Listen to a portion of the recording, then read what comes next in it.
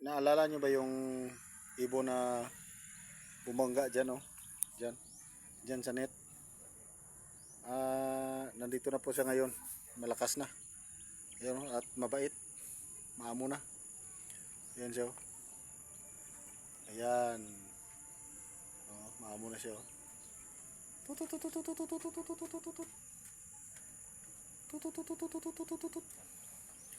siya, oh. Ayan. Maamo na. Ayan siya, ayan. Napakain ko ng saging at saka feeds. Yung mga balaybo niya pala hindi pa masyadong kumpleto. Hulog.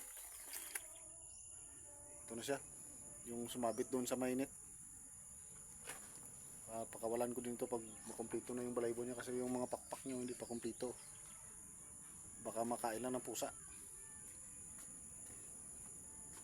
Ito na po siya.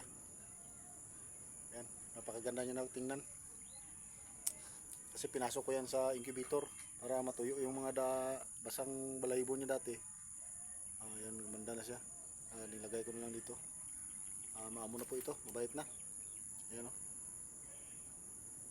Sumabit po ito sa sa diyan sa mainit, diyan, oh, sa likod. Ito na po siya, mabait na. Pinapakain ko ng saging at saka feeds.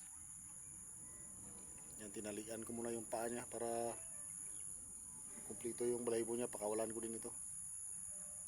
Pero babalik din ito kasi dito pinapakain siya namin, eh. Ayan, oh. Mabait na yan. Ayan. Ayan, mabait na. Kuruk kuruk. Ayan. Mabait na yan siya. Ayan. Kasi araw-araw niya ako makikita dito. Patog na ka sa punta ka na sa batugan. Ayan. Limukon pala ang tawag sa amin dito. Yung ibon na ito, alimukon.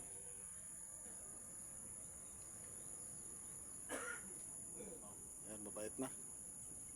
Kasi paraw-araw niya ako nakita dito, eh. Kaya mabait siya sa akin.